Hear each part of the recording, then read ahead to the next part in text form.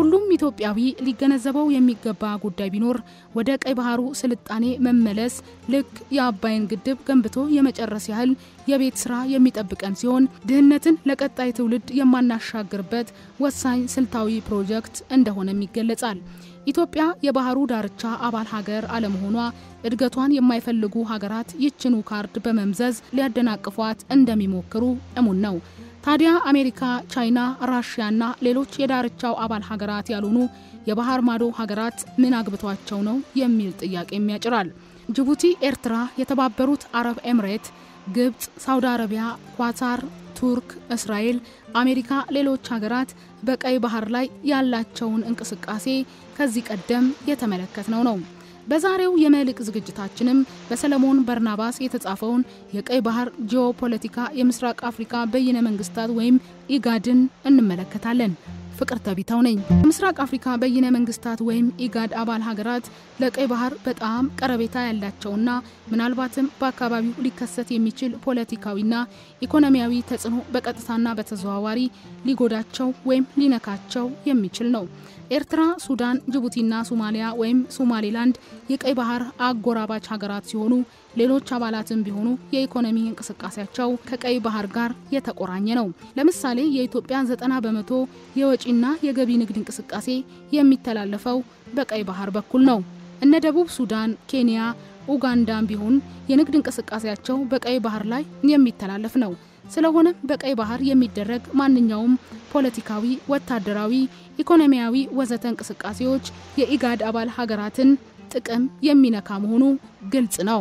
ነገር ግን ኢጋድ በጣም በሚገርም ሁኔታ በቀይ ባህር በመከናወን ላይ ባሉት የሀያላን መንግስታት እንቅስቃሴዎች ላይ አንዳችም አስተያየት ወይም ስጋት ሲያቀነቅን አይታይም። ኢጋድ ይቅርና ስለ ቀይ ባህር ሁኔታ ስጋቱን አስመልክቶ አስተያየቱን ሊናገር ይባስ ብሎም ራሱ ኢጋድ አባል ሀገራቱን በቅጡ የማስተሳሰርና የማቀራረብ ዲፕሎማሲያዊ እንቅስቃሴም ሲያደርግ አልታየም።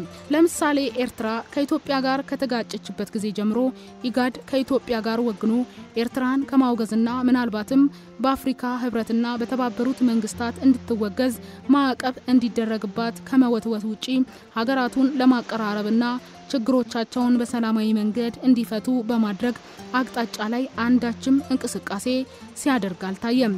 ይህም ሁኔታ የኢጋድን ትልቅ የዲፕሎማሲና የፖለቲካ ግድፈት ከመሆን ሌላ ትርጉም ሊሰጠው የሚችል ጉዳይ አይደለም። ከኢጋድ ክፍተት ጋር በተያያዘም በዋናነት ተጠያቂ ልትሆን የሚገባት ኢትዮጵያ ናት። በኢጋድ አመራር ቦታ ላይ በመሆኗ ከዚህ እልፍ ባለም ምንም እንኳን ከቀይ ባህር ጋር ባትዋሰንም የቀይ ባህርን መተላለፊያ ከነሳውዲና ከነሱዳን ባልተናነሰ ጥቅሟን ሊነካ የሚችል መሆኑ ግልጽ ቢሆንም ከራሷ ጥቅም አኳያና ከኢጋድ ኃላፊነት አንፃር ተገቢ ሚና መጫወት ሲኖርባት እንደማይመለከታት ተመስላ በዝምታ ብቻ የአካባቢውን ሁኔታ ለመከታተል መፍቀዷ ግራ የሚያጋባ ሆኖ ይታያል።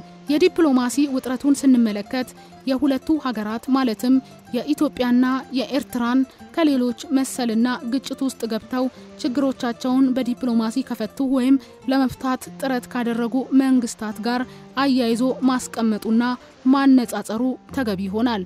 እስካሁን ድረስ እንደታየው ሁለቱም ሀገራት ችግሮቻቸውን ለመፍታት በዲፕሎማሲ መንገድ ተገቢ ጥረት አላደረጉም።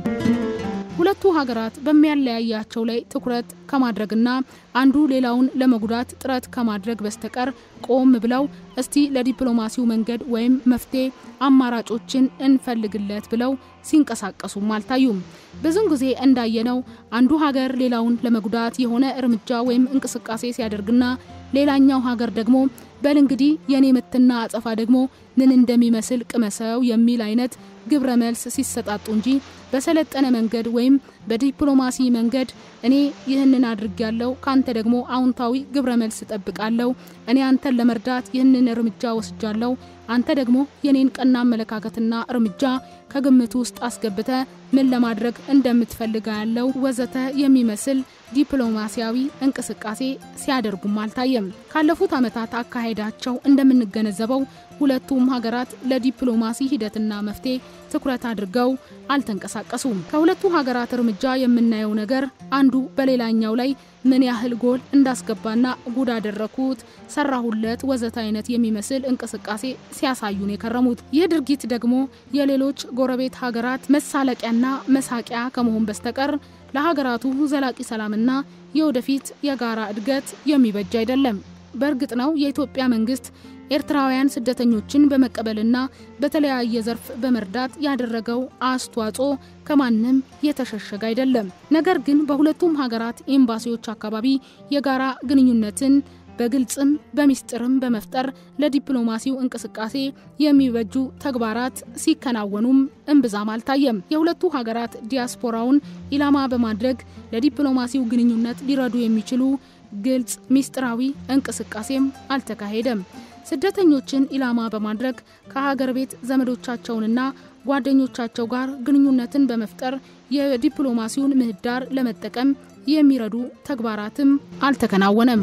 የሁለቱም ሀገራት ምሁራን በተለይም ከውጪ የሚገኙትን መሰረት በማድረግ በሁለቱ ሀገራት የወደፊት ግንኙነትን አስመልክቶ ምን ማድረግ እንደሚበጅ የሚያመላክቱ እንቅስቃሴዎች ወይም ጥናቶች በጥሞናም አላካሄዱም። በዚህ ሂደት የተወሰነ እርምጃ ቢተገበር ኑሮ ለዲፕሎማሲው መተግበር ወይም እንቅስቃሴ በርካታ ጠቃሚ ውጤቶች ወይም አውንታዊና ጠቃሚ መንገዶች ይታዩም ነበር። ይህ ባለ መደረጉ ምክንያት ሂደቱ የጠፋ ጊዜ ነበር ከማለት ውጪ በሌላ ሁኔታ መፈረጅ የሚቻል አይመስልም።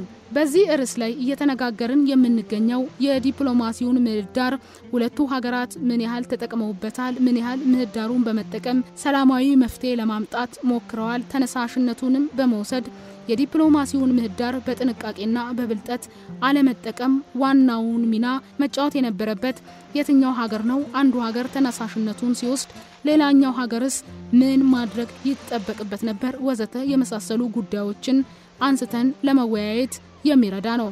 ኤርትራ በምስራቅ አፍሪካ ካሉት ሀገራት ከጅቡቲ ቀጥላ ትንሹ ሀገር ናት። የህዝቧ ብዛትም ቢሆን ከ6 ሚሊዮን የሚበልጥ አይደለም። ነገር ግን የኤርትራ መንግስት ከእግሩ መጠን በላይ ጫማ ለማድረግ እንደሚሞክርም ይታወቃል። በአንጻሩ ደግሞ ኢትዮጵያ በአካባቢው ትልቅ ሀገር ብቻም ሳትሆን የአፍሪካ ህብረት መቀመጫና በዓለም ውስጥ ከኒውዮርክና ከለንደን ቀጥሎ ከፍተኛ የዲፕሎማሲ ጽህፈት ቤቶች ያሏት ሀገር ናት። በአሁኑ ወቅት የኢትዮጵያ ህዝብ ብዛት ወደ 102 ሚሊዮን አካባቢ ደርሷል። ይህም የሚያሳየው ኢትዮጵያን ከኤርትራ ጋር በተለያዩ ንጽጽሮች ማወዳደሩ ተገቢ አይሆንም ለማለት ነው። እንደሚታወቀው ሁለቱ ሀገራት በተለያዩ ዘዴዎች ማለትም በፖለቲካው፣ ዲፕሎማሲ፣ ኢኮኖሚ፣ ማህበራዊ፣ በወታደራዊና በሌሎች ተግባራትም ሲጠቃቁ ከርመዋል። ሁለቱ ሀገራት ወደ መደበኛ ዲፕሎማሲ ግንኙነት ገብተው ሰላማዊ ሁኔታን እንዲፈጥሩ ምን መደረግ አለበት ወደሚለው ለማተኮር ሊበጅ የሚችለውን ጉዳይ በሌላ የመልእክት ዝግጅታችን እንመለከታለን። የዛሬን አበቃን።